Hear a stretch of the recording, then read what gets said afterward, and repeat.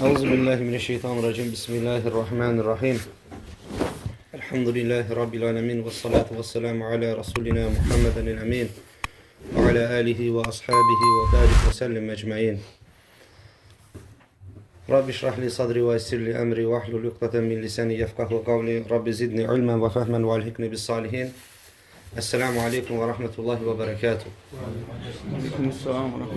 Her biriniz hoş gelmişsiniz. Allah Azze ve Celle bizleri burada bir araya topladığı kimi İslam sancığı altında da bir araya toplasın. Ahiret günü Nebi sallallahu aleyhi ve sellemin həmd bayrağı altında da bir araya toplasın. Ve bizleri daima belə xeyirli şeylerde müvəffəq etsin ve müvəffəq ettiği bu şeyleri cennetimize vesile etsin. Allahümme amin. Allah İmam Nəvəviyə də rəhmət eləsin.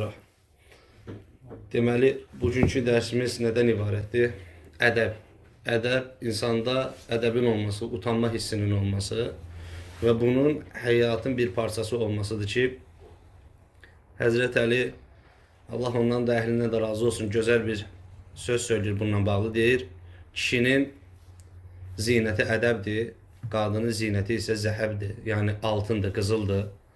Həqiqətən yeganə şeylərdən birisidir ki, bilirik ki, bir şeylər ümumiyyətlə çoxaldığı zaman bu rəqabət əsnasında get-gedə hər mövqeydə qiyməti düşməyə başlayır. Bir şeyin çoxluğu onun qiymətinin düşməsinə səbəbiyyət verir ki, yalnız bir şey xaric, insanda ədəb artdıqca onun qiyməti də artar. Yəni ədəb yeganə şeylərdən birisidir ki, artdığı zaman kişinin qiymətini artırar, dəyərini artırar. Bəs yaxşı, bu ədəb danışmaqla mı qazanılır, yoxsa susmaqla mı? Sələfin salihləri gözəl bir açıqlama verirlər bununla bağlı. Ədəb lazımi yerdə, lazımi qədər və qane edici şəkildə tərzdə danışıb, lazımi yerdə də susmaqla əldə edilər ki, insan deyir, ədəbi sayəsində ona düşmən olan insanın sevgisini qazanır. Məsələn, düşmənlik etdiyin bir insanda ədəb görərsən və həqiqətən də görərsən ki, o gözəl bir ədəb sərgiləyir. Yəni, ədəblərdən bir ədəb sərgiləyir. Necə ki, ərəblər deyirlər, ədəblərdən bir ədəb sərgiləyir. O zaman başlayarsan artıq ona düşmənçilik etdiyindən dolayı özündən utanmağa. Demək ki, mən fəhimsiz olmuşam. Demək ki, mən fərasətsiz olmuşam. Demək ki, mənim gözlərim qapalı olub ki, bu qardaşda həmən bu zinəti görməmişəm. Bunun fərqinə varmamışam. Əsl etibarı ilə onunla bir məclisə düşmək, əsl etibarı ilə onunla bir səfərdə yer almaq, onun kim olduğuna sənə heç şübhəsiz ki, xəbər verər. Lakin bizlər insanın ani danışığına, bizlər insanın gecə bir qədər hərəkətlərinə, feillərinə və yaxud da gündüzün bir neçə saatındakı feillərinə fikir verdikdən sonra, şahid olduqdan sonra artıq başlayırıq onun haqqında qiymətləndirmə etməyə. Ki, ümumiyyətlə qiymətləndirmə də başqa bir mövzudur, çox çirkin bir şeydir. İslam alimləri, əhl-i sünnət alimləri qiymətləndirməkdən uzaq qaçının deyir. İnsanları qiymətləndirməkdən uzaq qaçının. Şübhəsiz ki, belə deyək, fərasət sahibi kimsə, şübhəsiz ki, həqiqətən ağıl sahibi kimsə nə eləyər? Oturar, özünü tartar. Oturar, özünü ölçər, özünü qiymətləndirər. Qardaşlar, iman yalnız qaldığı zaman iman çılpaqdır. Yəni, iman öz halında yalnız qaldığı zaman çılpaqdır. Anlaşıldı mı? Yəni, belə deyək də, iman bir vücuddursa əgər ədəb, həya, əxlaq olmadığı təqdirdə o vücud üryandır. Alimlərimiz, sələfin salihləri deyir ki, o vücud üryandır. Ona bəzək olaraq nə lazımdır? Ona bəzək olaraq ədəb lazımdır. Ona bəzək olaraq əxlaq lazımdır. Ona bəzək olaraq həya lazımdır. Əgər bir kimsədə həya varsa, o bütün xeyirləri özündə toplamışdır. Əgər bir kimsədə həya yoxdursa, o bütün xeyirlərdən məhrumdur. Nəyə görə? Çünki bir müddətdən sonra nemətlər üzərində olması öz xislətində olan naqislik səbəbi ilə ondan uzaqlaşır. Yenə deyirəm, baxın, iman özlüyündə çılpaqdır. Bizdə iman var, əlhamdülillah. Allah Azze ve Celle digər insanları xəlq etdiyi kimi bizi də tövhidin rənginə boyayaraq xəlq edib. Yəni, la ilahe illallahla dünyaya gəlmişik. Lakin biz böyüdükdən sonra həmən bu la ilahe illallahın altında olan, yəni şuurun altında yox da mənanın altında olan o şeyləri tapıb ortaya çıxartmalıyıq. La ilahe illallah bizdən nəyi tələb edir? La ilahe illallah bizdən gözəl əxlaqı, ona sahib olmağı və onu sərgiləməyi tələb edir. La ilahe illallah həqiqətən də utanan üzün sahibi olmağı. Baxın, burada utanan üz, utanılacaq bir iş gördükdən sonra utanılan üzdən getmir ha söhbət. Yəni, bir müsəlman qardaşın səndən fəzilətli olan birisi sənin üzünə qarşı səni təriflədiyi zaman gözlərinin içi parıldayıb da onun üzünə baxmamalısan. Anlaşıldı mı? Deyir, o kimsədə deyir həya var ki, deyir, o kimsədə deyir ədəb var ki, və o kimsədə deyir xeyir var ki, insan deyir, ondan daha xeyirli bir kimsə onu təriflədiyi zaman başını salar aşağı. Başını salar və gözünü deyir yerə tikər deyir. Ta ki onun deyir tərifləməsi deyir bitənə qədər. Və deyir o başını qaldırdığı zaman deyir onun tərlədiyini, üzünün qızardığını və məyusluq halında olduğunu görərsən deyir. Niyə görə? Çünki özü öz günahlarını bilir. Buradakı günahlar da yenə deyirəm. İnsanın özünü rəzil edəcək günahlar deyil ha. Sadəcə olaraq necə ki o vaxt səhabəyə bizə kiçik görünən şeylər həlak edici görünürdüsə, eləcə də belə səhabə qoxusu daşıyan belə insanlar, belə qardaşlarımızda da eynisidir. Bizə kiçik görsənən, bizim tükümüzü tərpətməyən o şeylər onlara həlak edici səbəb olaraq gəlir. Anlaşıldı mı? Yəni kiçik bir naqisliyə, kiçik bir belə deyək, xətalara sahib olan qardaşımız üzünə qarşı birisi hüsnüzən edib onu təriflədiyi zaman başını aşağı salır və utanır. Əbu Bəkir radiyallahu anh utandığı kimi utanır. Həzrət Əli utandığı kimi utanır. Abdurrahman İbn Avf utandığı kimi utanır. Niyə görə? Və utana nə deyir? Deyir ki, ya Rabbi, bunlar mənim günahlarımı bilmir. Bunların axı məndən nə xəbəri var? Şübhəsiz ki, qullarından haqqı ilə xəbərdar olan sənsən. Bunlar mənim ayıblarımı bilmirlər. Məni bunların hüsnü zənnindən daha xeyirli elə. Yəni, gözəl zənnlərindən daha xeyirli elə məni bunları. Çünki onlar mənim xəlbətimi bilmir. Bəs haya harda olmalıdır əslində? İnsanların içərisində sərgilədiyim bir hayadırmı? Hayadır. Allaha qarşı sərgiləməli olduğun hayadırmı? Hayadır. Başlayır Allahdan. Ondan sonra başlayır Allah Azza və Cəllənin işarə verdiyi o iki insandan. Ki, Rasulundan sonra sallallahu aleyhi və səlləm. Başlayır kimlə? Başlayır atandan və anandan. Onlara qarşı göstərmiş olduğun ədəbdirmi? Ədəbdir. Eyni ilə Allaha bir xaliq olaraq göstərməkdə olduğun, göstərməli olduğun və yaxud da ədəbin valideynlərinə Allah Azza və Cəllə itaətdən boyun qaçırtma dediyi şəxsiyyətlər olaraq səni dünyaya gətirən kimsələr və Allah Azza və Cəllənin səni tərbiyə etməsində məsul tutduğu kimsələr olaraq onları nə etməlisən? Gözəl bir şəkildə ədəb nümayiş elətdirməlisən. Ondan sonra qardaşlar, ümumiyyətlə ədəbi harda sərgiləməyi əgər biz zikr eləsək, həqiqətən bizim dərsimiz bu gecə fəzrə yaxın bəlkə bitər və yaxud da bitməz. Çünki bütün müsəlmanlar, insanların tamamı belə deyək, fərqli günlərdə, fərqli saatlarda, fərqli nüansların içində olurlar. Anlaşıldı mı? Fərqli sahələrin içində olurlar. Fərqli insanların, topluluqlarının içində bərabərliyində olurlar. Ona görə biz unutmamalıyıq. Hər harda oluruqsa olaq, kimlərlə bir yerdə oluruqsa olaq, ədəb bizim, ədəb bir kişinin, bax bir kişinin, başda müsəlmanların, amma istər müsəlman olsun, istər qeyri-müsəlman olsun, ədəb bir kişinin zinətidir. Anlaşıldı mı? Yəni bir insan səzdə etməməyi seçə bilər. Lakin ədəbsizliyi artıq onda digər insanlar tərəfindən də qınaq mövqeyinə gətirib çıxartmaqda nə olar? Bariz bir səbəb olar ki, kişi ədəbsiz, həqiqətən də ağılsız və yaxud da ədəbsiz, həqiqətən də şəhvəti dolğun olan, şəhvəti azğın olan heyvandan heç də fərqlənmir. Bax, Əli radiyallahu anhu teala deyir ki, deyir, ədəb sahibi insan ağıl sahibi insandır. Kimdə deyir, ədəb varsa ağıl vardır, deyir.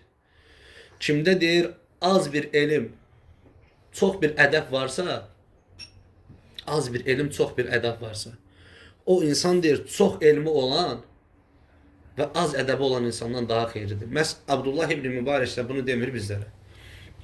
Abdullah ibn Mübarək deyir ki, əslində bizə deyir, az bir elm və çoxlu sayda və yaxud da çoxlu miqdarda da ədəb gərəkirdi, deyir. İndi deyir, baxırsınız, deyir, hamı Allahın dinindən danışır, lakin yaşayan varmı, yox. İndi baxırsınız, hamı mən müsəlmanlardanam, deyir, lakin o gün Peyğəmbər sallallahu aleyhi və səlləmin sərgilədiyi ədəbi sərgiləyən varmı, yoxsa yox. Baxın, səhabə rivayət edir ki, Səhv eləmirəmsə muttəfəqun aleyh olmalıdır bu hədis. Yəni həm Buxarinin, həm Müslimin ortaq rivayət elədiyi. Sahabə deyir ki, Allah Resulü sallallahu aleyhi və səlləm deyir, örtünün daha yenicə deyir üzərinə nazil olan, yəni yaşının o buluğa çatdığı qız ki örtünməli daha İslam ümmətində, İslam cəmiyyətində. Özlə müsəlmanlardan həm deyirsə, hansı ki o qız ki deyir örtünməlidir, yaşı gəlib çatıb, Allah Resulü sallallahu aleyhi və səlləm həmən qızdan deyir daha hayalıydı. Nəbi sallallahu aleyhi və səlləm həmən deyir o qız uşağından körpə də hayası var və örtü yaşı gəlib çatıb, örtünməlidir və örtünəcək də. Nəyə görə? Hayanın, ədəbin sahibidir. Nəyə görə? Çünki o dəyərlərin sahibidir. Allah Resulü sallallahu aleyhi və səlləm sahabə deyir ki, ondan deyir, daha deyir hayalıydı deyir. Utanardı deyir, bir kimsəyə bir söz dediği zaman utanardı. Bu utandığı deyir, dilindən bəlli olmazdı deyir, üzündən bəlli olardı. Baxın qardaşlar, iman 72-73 şöbədən ibarətdir ki, onun əvvəli la ilahe illallahdır. Sonuncusu isə yolda insanlara manicilik törədən bir cismi, bir əşyanı, bir daşı götürüb qırağa tullamaqdır. Bu, ədəb bölümünə daxildir. Və alimlər də deyir ki, şübhəsiz ki, deyir, ədəb imandandır. Haya imandandır. Bayaq da zikr etdiyimiz kimi, əgər haya olmazsa, əxlaq olmazsa, ədəb olmazsa, iman tək bir vücuddur ki, hansı ki, deyir, üryan qalmışamdır.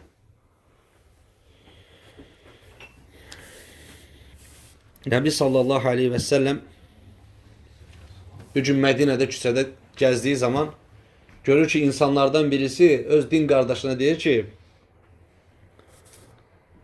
yığışdır, qutar bu hala artıq üzərindən at deyir. Bu qədər utancaq olma.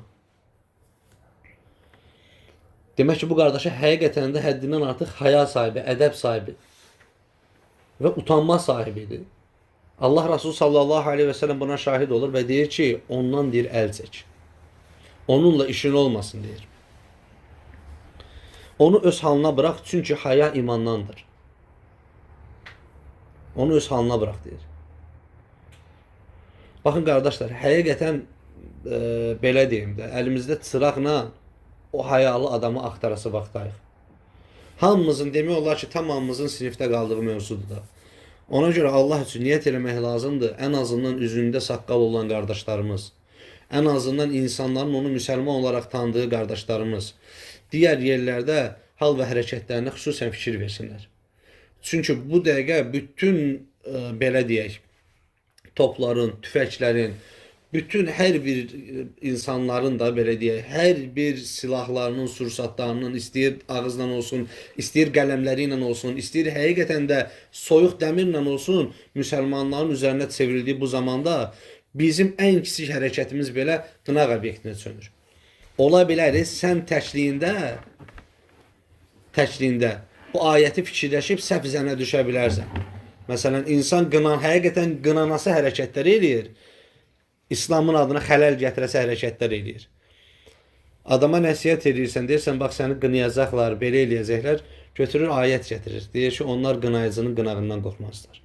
Deyirəm, o ayət deyil də, gözəl qardaşım. O, la ilahə illallah dedikdən sonra o sözün haqqını verməkdə sərgilədiyin yaşantı üçün yəni bu ayət. Ki, bu yaşayışı yaşadıkları zaman qınayıcının qınağından qorxmazlar. Yoxsa sən sirkinlik nümayiş etdirirsən, və bu ayəti gətirirsən ki, qınayıcının qınağından qorxmazlar. Bu qınanan sən deyirsən, ne təhsil, sən kimsən ki, kiçik bir figurdan ibarətsən. Sənin adını bilirlər, nə də bir şey. İslam topluluğu qınanır. Buna bax, bu da müsəlman. Əbu Hənifə deyir ki, Allah ona rəhmət eləsin. İmam-ı Azam deyir ki, mənim deyir, müəllimim, şeyxim deyir, bizdən deyir, 7 ev o tərəfdə yaşayırdı. Bir rivayətdə də 7 məhlə o tərəfdə yaşayırdı deyir. Yəni yan tərəfdə yaşayırdı. Mən deyir, indiyə qədər deyir, evimdə deyir, oturduğum və ya uzandığım halda ayaqlarımı onun evinə tərəf uzatmamışam. Baxın, görürsünüz haya hardan başlayır, ədəb hardan başlayır. Nəbi sallallahu aleyhi və səlləm üzünü çöndərib də bir insanın qibləyə tərəf, daha doğrusu müşahidə etdiyi zaman İnsanlardan birisinin səhvən qibləyə tərəf tüpürdüyünü və yaxud da bilmədiyi halda qibləyə tərəf tüpürdüyünü görür. Və Allah Rasulü onu ondan nəhy eləyir, mən eləyir, qabağını alır və ədəbsizlik olduğunu söylüyor. Əgər deyir, heç bir yerə başqa çarən yoxdursa, libasının deyir, ətəyinə tüpür deyir, onu orada deyir, öldür. Yəni oxala da, yəni parçanın içinə yerit. Anlaşıldı mı? Yəni bütün cəhətlərdə belə deyək, heç cürə tüpürə bilmirsənsə və onu etməlisənsə, onu deyir müəyyən bir əskinin, parçanın və yaxud da libasının ətəyində öldür. Yəni öldürdən də burada qəsd bildirsə, yəni yerit parçanın tərkibinə ki, o məhv olsun. Baxın qardaşlar, həqiqətən və yaxud Rəbbə qarşı mövzumuz nədən başladı? Rəbbə qarşı bir ədəbdən başladı. Anlaşıldı mı? Baxın, namaz necə ki, qiyamda, rukusunda, səcdəsində müəyyən bir sakitliyi, müəyyən bir, belə deyək, disiplinanı tələb edirsə əgər, məsələn, neyniyə bilmirsən? Namazda qeybət edə bilmirsən. Namazda zina edə bilmirsən. Namazda nəmmamlıq edə bilmirsən. Namazda yalan danışa bilmirsən. Namazda həmçinin, belə deyək, boş danışanların boş danışığına qulaq verə bilmirsən. Niyə görə? Çünki kimin huzurunda olduğunun ən azından fərqindəsin. Ən azından. Yəni Allah Azza və Cəllə bizə heç olmasa o halı nisbət eləsin ki, fərqində olaq. Yəni namazımız bir namaz olsun. Lakin deyir, ədəb bilirsiniz deyir hardadır. Sələfin salihləri deyir ki, ədəb bəs deyir, bilirsiniz hardadır. Ədəb deyir. Ədəb namazdan sonra deyir, qiyamda durmaqdır deyir. Yəni namazın bitib, lakin sən yenə də Rəbbinin səni gözətdiyinin fərqindəsən. Qəflətə mi düşəcəksən, başını səmaya qaldır. Bax, mütəfəkkirlər deyir ki, qəflətə düşəcəksən deyir. Görürsən ki, qəflətin bir addımlığındasan, başını qaldır səmaya deyir. Çünki deyir, şübhəsiz ki, səmanı Rəbbini xatırlayasan. Onun səni gördüyünün fərqində olasan. Və özün özünə deyir, təlqin elə. Özün özünə söylə ki, Rəbbim məni görür, Rəbbim məni bilir, eşidir, halımdan xəbərdardır və bütün bunlardan dolayı məni hesaba çəkəcək. Əgər insanın içində həqiqətən Allah Azza və Cəlləni daima xatırlamaq kimi bir dərdi olsa, Allah Subhanahu və Teala onu qəflət anında tək buraxmaz. Qəflət anı nədir? Nəfs xodlanır, tamam mı? Nəfsin xodlanır sənin. Müəyyən bir müəsiyyətə, şəfhani bir şeylərə qarşı istək ortaya çıxır və başlayırsan ona doğru addımlamağa. Ona doğru addımlayırsan, artıq bir yerdə əgər qəflətdən öncəki zamanlarında, günlərində və saatlarında səmimi idisə, həmən qəflətin bir addımlığında olanda və yaxud da artıq bir-iki addım attığın təqdirdə Allah Azza və Cəllə səni tutur oradan çıxardır. Niyə görə? Çünki sən bir zamanlar həqiqətən də, nə ki bir zamanlar o əmələ qədər sən ədəbli, həyalı qullarından birisi idin Allah-u Teala'nın. Ona görə Allah Azza və Cəllə səni bir başına buraxmır orada. Necə ola bilər ki, insan bilir ki, onun yaradan Rəbbi var. Və necə ola bilər ki, insan düşünsün ki, müəyyən saat dilimlərində falan Rəbbim məndən xəbərdar olmaz, haşa və kəllə. Və yaxud da Allah Azza və Cəllə mənim üçün onu örtər. Və yaxud da qəflətə düşəsən ki, onun məndən xəbəri var, yoxsa yoxdur. Bunlar sözlü olaraq deyil, qardaşlar. Heç kimin içindən belə keçmir əslində. Heç kim qəlbindən, beynindən belə keçmir, məndən xəbər var, yoxsa yoxdur. Sadəcə olaraq bütün fikrin o qədər əsarət altındadır ki, şəhvətindən dolayı. Artıq onu düşünə bilmirsən. Amma sənin Allahın kitabından xəbərin olsa, Allah Azza və Cəllənin ayətlərindən birisi təkcə. Özün özündə zikr edirsən ki, Ələ ya'ləmu mən xaləq. Məyər yaradanın da deyir, xəbəri olmaz mı deyir. Və huvəl latiful xabir. O hər şeydən xəbərdardır. Lətif olan da odur. Deyirsən, bərpa olursun. İnnə rabbikə ləbir mirsad. Rəbbin gözətməkdədir. Allah Azza və Cəllə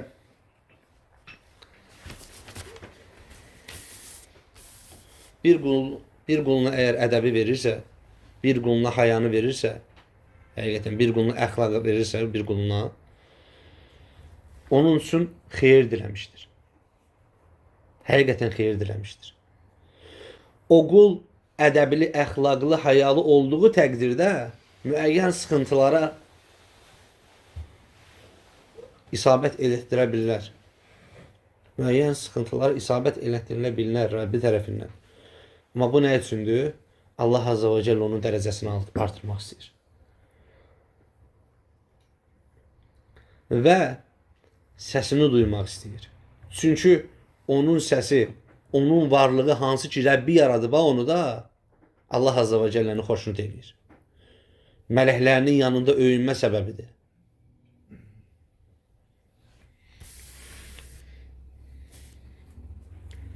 İmam Malik'in Allah ona rəhmət eləsin tələbələri dərslərində müəyyən şeyləri, belə deyək, hər mədrəsədə olur o, hər zikir halqasında olur. Dərslərində müəyyən məsələləri qeydə alırlar ki, bunun əsası fikri mövzulardır. Qeydə aldıqları həmən o kitabda. Adı da Əl-Müdəvvənədir.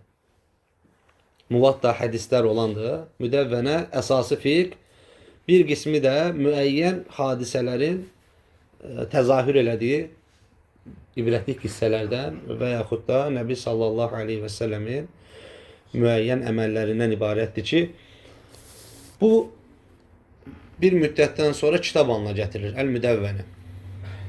Sadəcə olaraq bir şeyi Allahın izni ilə diqqətinizə çatdırmaq istəyirəm. Şeyxin tələbələrindən İbnül Qasim yuxusunu anladır. Daha doğrusu orada qeydini anladır. Deyir ki, insanlardan birisi bir gün Həzrət Öməri yuxuda görür. Allah ondan razı olsun. Və görür ki, qiyamət qopub, bütün insanlıq ahirət günü meydanda toplanıb və hər bir insan, bütün yaradılmışlar Allah Azze ve Celle'nin huzuruna hesab verməkdən ötürü girirlər.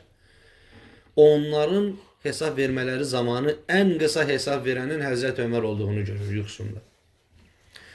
Deyir ki, qalxıb yuxudan, deyir, qalxdım yuxudan və deyir, özümə dedim ki, birazdan indi bu qissənin zincirini də deyəcəm inşallah, istəsəz baxarsınız.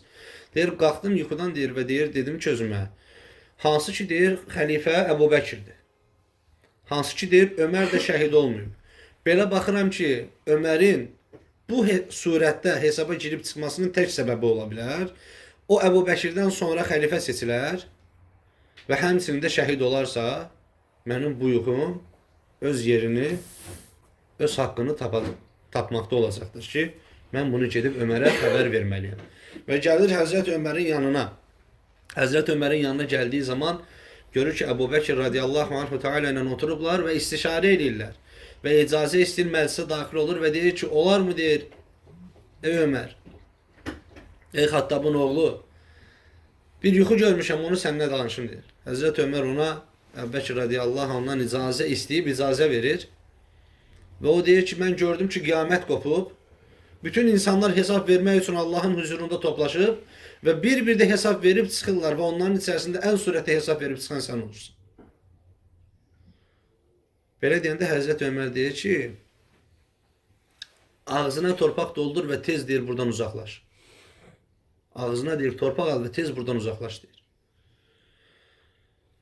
Və Həzrət Əbu Bəkir vəfatından sonra bir gün Ömər radiyallahu anh Mədinə küçələrində gəzəndə həmən adamı görür.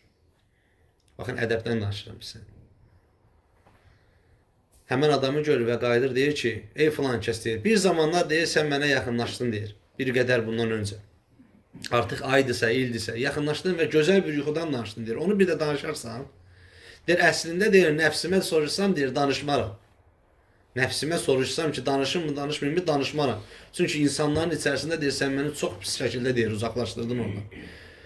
Lakin deyir, bu elə bir müjdəli bir xəbərdir ki, onu mən sənə danışacağam. Həzrət Ömər onu orada saxlayır, yuxusunu danışmamışdan qabaq. Deyir ki, haqqını halal et, lakin mən qınanlası bir halda deyiləm. Sən deyir, insanların ən xeyirlisinin yanında məni tərif eləməyə çalışırsan deyir. Məndən utanmadın deyir, Əbu Bəkirdən də utanmadın deyir. Əbu Bəkirin yanında deyir, mənim fəzilətimdən danışırsan deyir. Mən Əbu Bəkirdən nə qədər fəzilətli ola bilərəm deyir. Mən bunu deyir, özümün deyir, bunu dinləməklə özümün deyir, birbaşa Əbu Bəkirə, Həzrət Əbu Bəkirə ədəbsizlik etmiş kimi deyir. Gördüm deyir. Özümü deyir, Həzrət Əbu Bəkirə ədəbsizlik etmiş kimi deyir, hiss elədim deyir. Ki bunu deyir, sonacan dinləsəm Əbu Bəkirə ədəbsizlik etmiş olaram deyir. Baxın, xütbə məsələsində danışırıq, yadımıza gəlirsə, arada zikr edirik ki, Nəbi sallallahu aleyhi və səlləm vəfatından sonra Həzrət Əbu Bəkir bir pilləkən aşağı düşür. Ədəbindən dolayı. Onun xütbə verdiyi pilləkən mərhələsində xütbə vermir. Deyir, əgər Allah Rasulunun dayandığı deyir, məqamda dursam, deyir, xütbə versəm, bundan dolayı deyir, Rəbbim bizə, bu ədəbsizlikdən dolayı Rəbbim mənə və deyir, bu insanlara deyir, qəzəb eləyər. Əbu Bəkirdən sonra Həzrət Ömər də bir pilləkən aşağı düşür. Əgər Əbu Bəkirin deyir, dayandığı deyir, pillədə durub deyir, insanlara xitab eləsəm, Allah Azza və Cəllə ədəbsizliyimdən dolayı mənə və bu insanlara deyir, qəzəb eləyər deyir. Yəni qardaşlar, Osmana ola bilər maraqlanırsınız, Həzrət Osmanda artıq düşməyə pilləkən yox idi deyə qayıtdı üçüncü. Allah ondan da razı olsun. Yəni sözümü nəyə gətirirəm? Əslində Allahın qəzəb edəcəyi bir durum yoxdur ortada. Əzab edəcəyi bir durum da yoxdur ortada. Amma həqiqətən ədəb.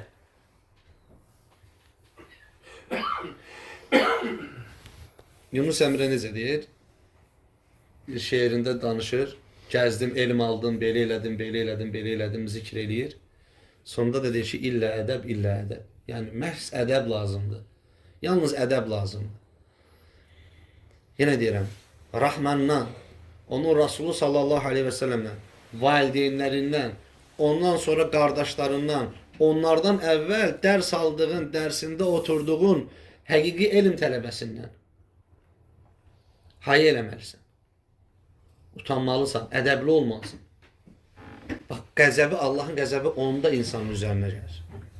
Allahın, belə deyək, istəmsizliyi onda insanın üzərinə tuş gəlir. Ona görə, qardaşlar, yeganə zinətimiz olan ədəbi əldən verməyək. Həqiqətən. Bax, yenə deyirəm, ən başlıcası nədir? Ən başlıcası insanın tək olanda sərgilədiyidir. Baxın, bayaq dedik, imanın bəzəyi ədəb və gözəl əxlaqdır. Elə deyil. İmanda kəmala çatan adam ihsanda kamillik göstərər. Baxın, imanda kəmala çatan adam ihsanda kamil göstərər. Kamillik göstərər. İhsan nədir? İhsan sənin görmədiyin təqdirdə Rəbbini sənin gördüyünün fərqində, yəqinində olmaqdır ihsan. Yəni, ədəb hara qədər inir? Ədəb sənin evdə tək divanda oturduğun, uzandığın yerə qədər inir. Yenə deyirəm, əyağını, bunu zikr eləyəcəm, haqqınıza halal eləyin. Bəzən bir-iki şeylər danışırsan ədəblə bağlı, bunun məzhəbi olmaz. Anlaşıldı mı? Soruşurlar, bəs filan məzhəbdə necədir? Filan imam necə görür bunu? Bunun məzhəbi yoxdur, qardaşlar. Ədəb bir rəngə, bir libasa bürünən şeydir. Bu, Hənəfilərdə də belədir, Həmbəlilərdə də belədir, Şafilərdə də belədir, Malikilərdə də belədir. Ona görə Rəbbə qarşı göstərilmiş olan, onun kitabına qarşı göstərilmiş olan, onun qibləsinə, yəni qiblə deyə bizə göstərmiş olduğu o məqama qarşı göstərilmiş olan bütün ədəb nümunələrinin hamısı bütün məzhəblərdə keçərlidir. Yəni, bunun filan məzhəbdə, başqa filan məzhəbdə şey yoxdur. Təklikdə nə isə, bunu da deyərək Allahın izi ilə bitirmək istəyirəm. Təklikdə kim isə insanlar içərisində də oyuq. Sadəcə olaraq insanların içərisində kamuflaj olunuruq. O da ədəbdəndir, o da ədəbdəndir. O da ədəbdəndir. İnsanların içərisində düzəlməyə çalışmaq da ədəbdəndir. Hayadandır, əxlaqdandır. Anlaşıldı mı? Amma nə gözəl olar ki, həqiqətən bizim öz rəngimiz o rəng olsun. Və bundan dolayı Allah Azza və Cəlləyə dua eləmək lazımdır. Allah-u Teala bizləri burada bir araya gətirdiyi kimi cənnətində də bir araya gətirsin. Və axiri və də'vənə inəlhamdülillahi Rabbil aləmin.